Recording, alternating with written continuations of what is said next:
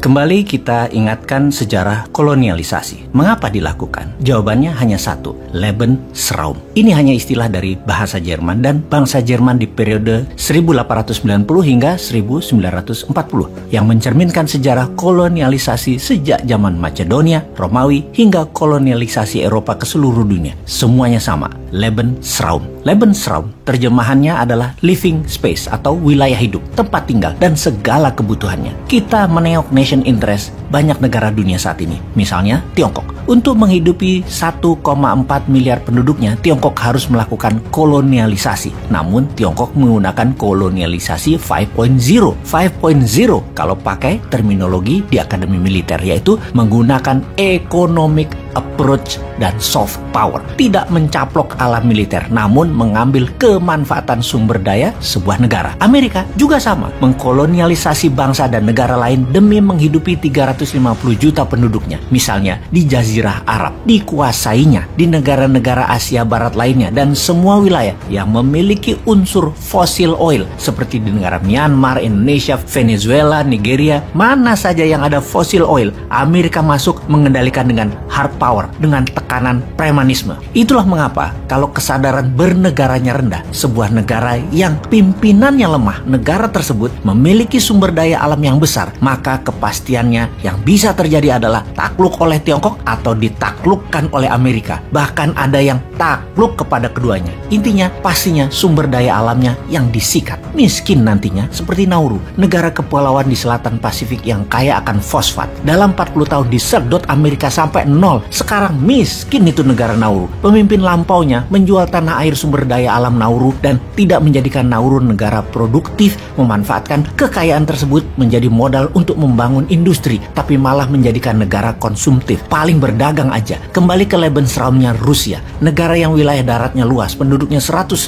jutaan, namun sangat berambisi untuk mengembalikan kejayaan Soviet dan memerlukan kendali atas Eropa, dan pastinya memerlukan wilayah negara lain yang dipimpin oleh pemimpin lemah di mana wilayahnya kaya sumber daya alam. Kembali ke sejarah dunia di mana perang adalah tindakan perampokan kekayaan suatu negara. Irak menyerbu Kuwait ketika perang Teluk, itu mengambil kekayaan Kuwait, di bank Kuwait, emas Kuwait semua disikat.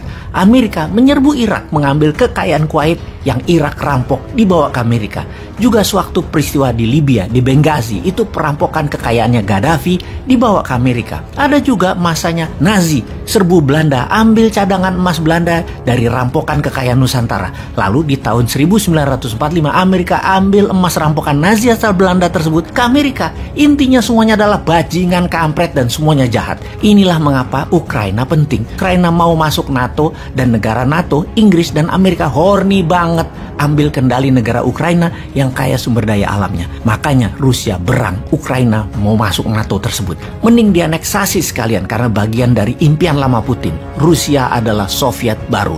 Pertanyaan berikutnya, emang Ukraina punya apa sih?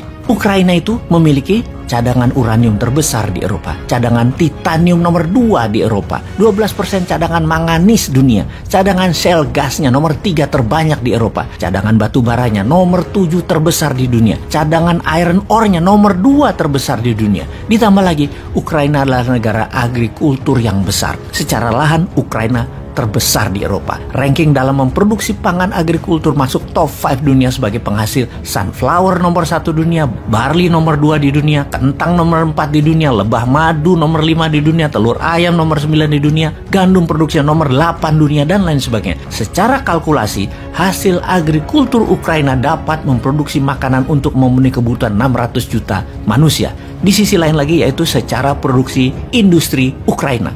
Nomor 3 dunia produksi dan pengekspor besi. Nomor 2 terbesar di Eropa dan nomor 4 terbesar di dunia menyalur gas melalui pipa. Nomor 1 di Eropa penghasil amonia. Nomor 4 dunia penghasil turbin nuklir. Nomor 4 dunia penghasil peluncur roket. Nomor 9 dunia penghasil peralatan perang, penghasil titanium, tanah lempung, ore dan konsentrat. Semuanya top 5 produser dunia. Kembali ke Lebensraum.